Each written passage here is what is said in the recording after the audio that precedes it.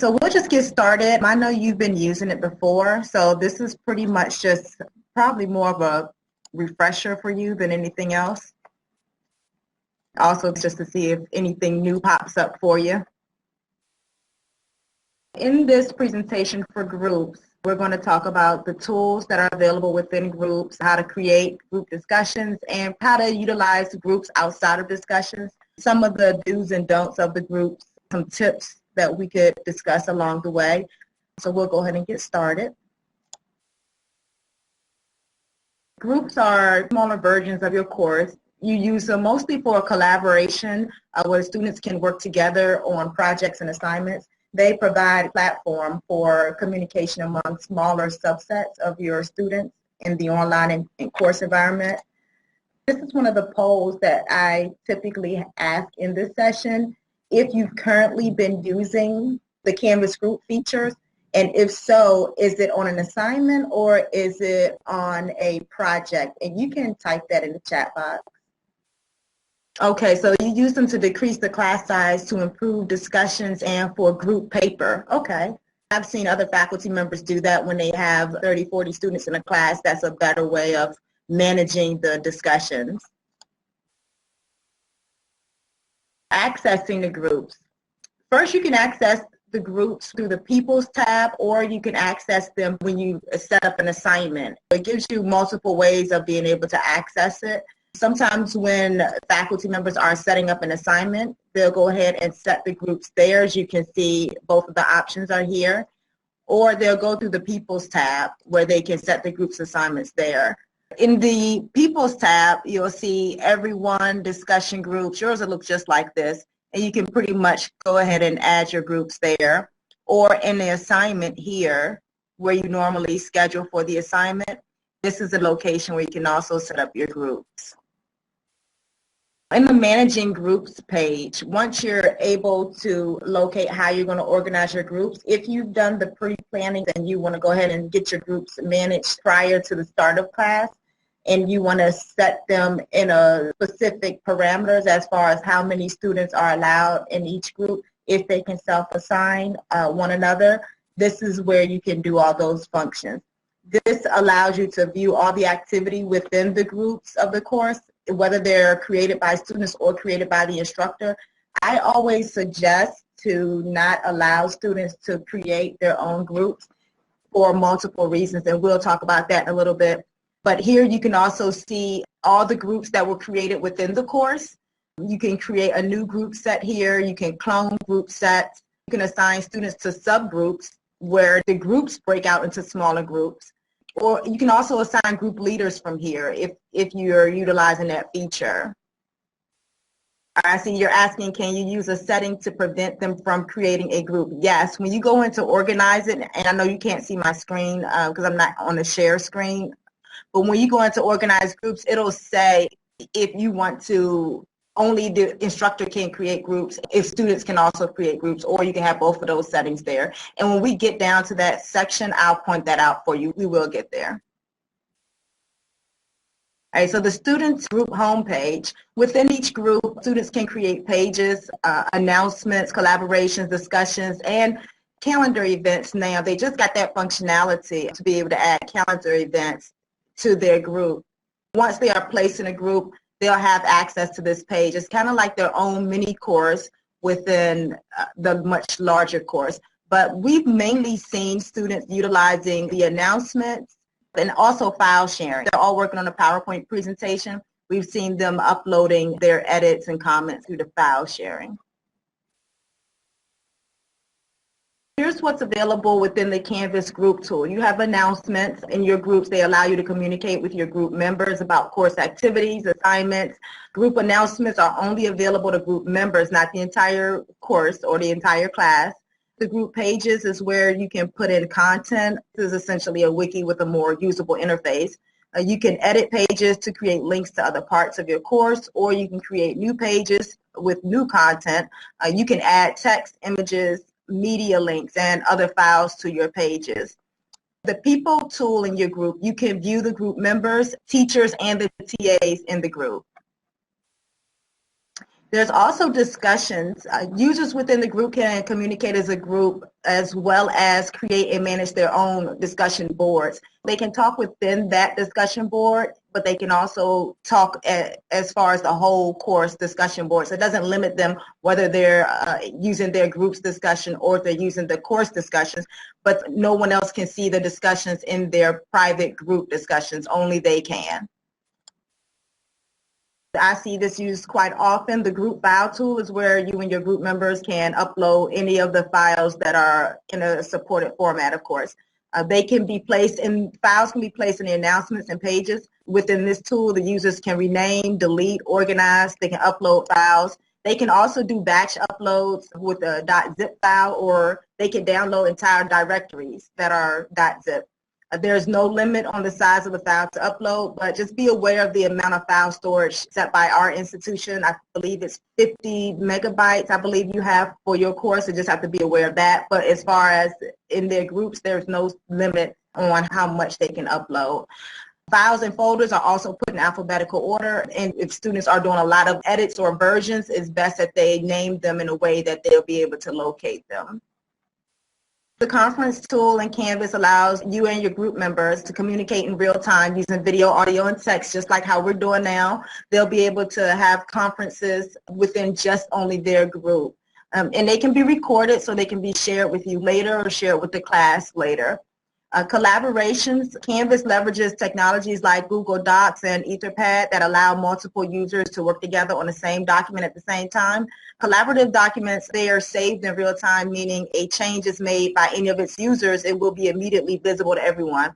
An example of when collaborations would be used is if you were to ask your group members to collaborate on a paper and submit it in Canvas.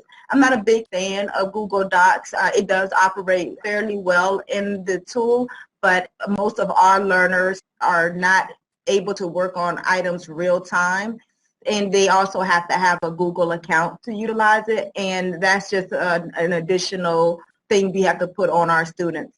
And so you said you've been using it with the group paper. How's that been working out for you? I agree. It does allow you to track participation better. And most people have a Google account or a Gmail account, and it's not a big issue if that's the case. It's just that those few that don't and have to set up a whole nother email address and something else to keep track of. But if you just so happen to have everyone in your student has access to Gmail, then that's definitely an option. And Etherpad also allows collaborative work environment.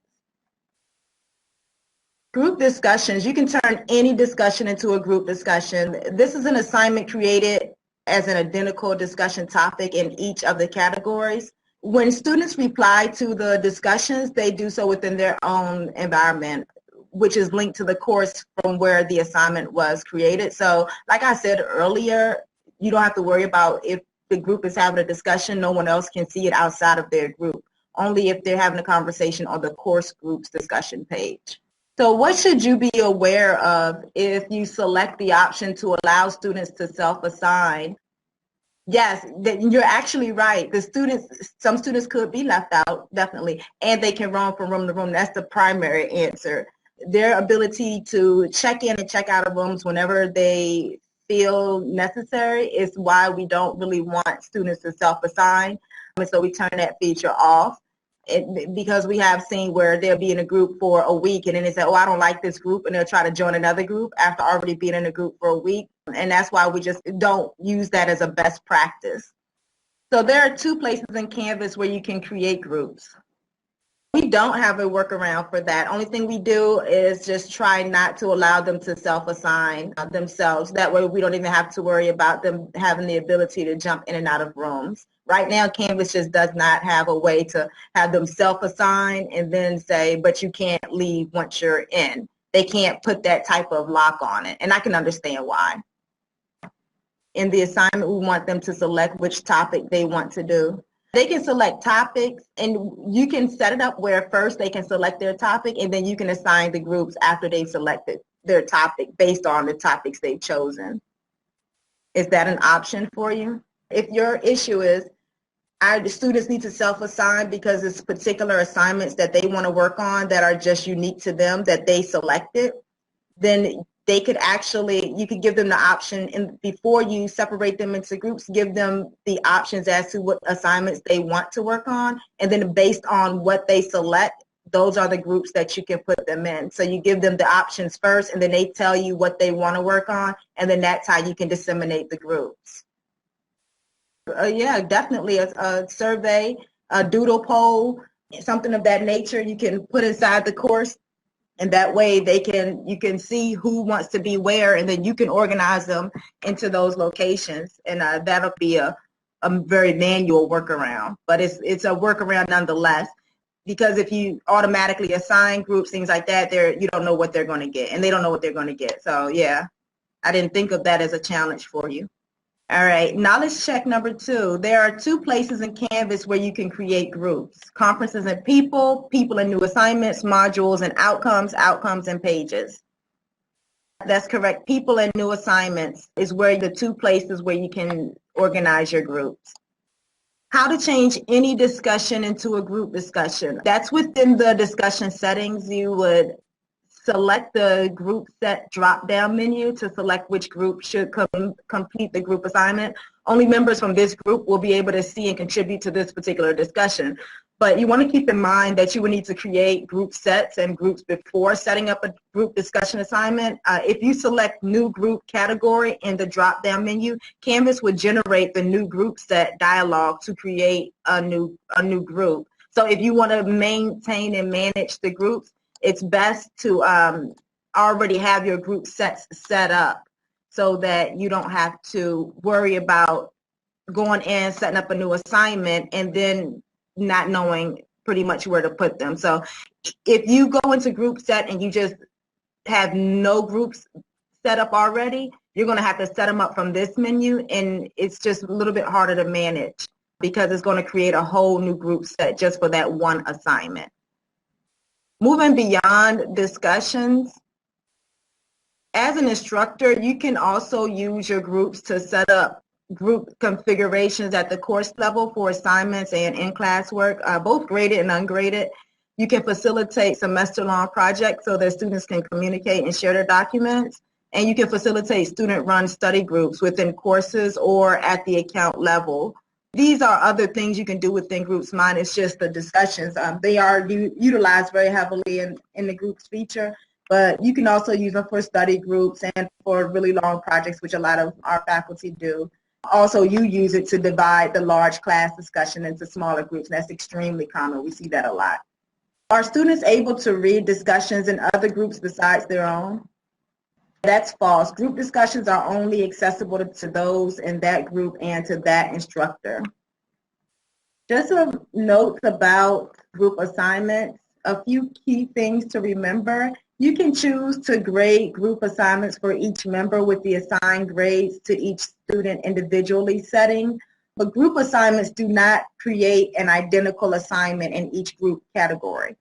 Therefore, if the group assignment is the same for all groups, students can use the groups area to work on the assignment together using the groups tool. And you would then choose one member to submit the group assignment, as this allows you to easily give one grade to all members if that's something that you're interested in taking advantage of. But you can also grade them individually. But if it's a group paper, then probably have a leader submit that one paper and everyone just gets the same grade.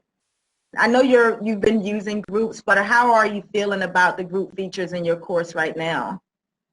It's pretty simple. It's not a lot to it. If you can operate the main course, then you can operate the groups, because the groups works just like the main course. It's just that you're in a smaller subset of the main course, but all the functionality is pretty much the same. The only thing that we've seen where people have run into issues is just how to assign the groups, how to split them up, assign them. That, sometimes they don't know how many people are going to be in their class. They're preparing group assignments, and they're like, well, I wanted to automatically assign, where they have the cutoff where you can automatically split, you can equally split groups into sets of 3, sets of 5, sets of 10.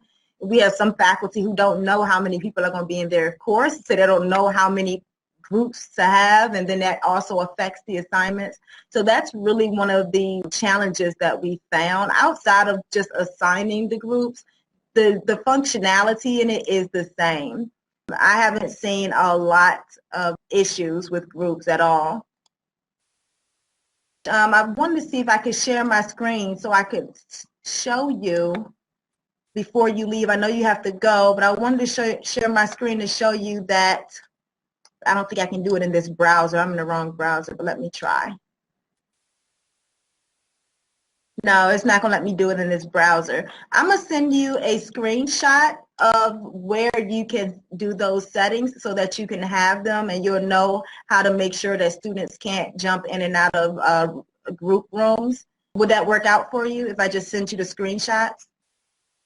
All right, good, Mary Beth. I'm glad it was time well spent. I know you were familiar and just making sure you didn't miss out on anything, but I'll go ahead and get those screenshots to your email right now for you, okay? All right, so this concludes our group sessions, and you enjoy your meeting for the rest of the afternoon, and I'll see you later.